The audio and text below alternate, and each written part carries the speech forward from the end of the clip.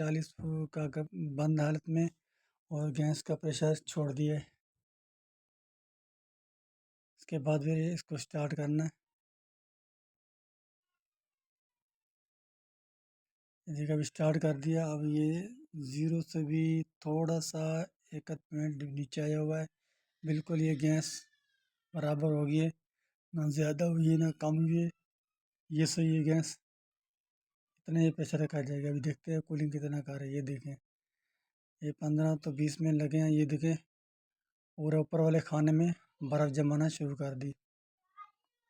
ये देखें पूरी बर्फ़ जम रही है। इंशाल्लाह बहुत अच्छी कूलिंग आ रही है।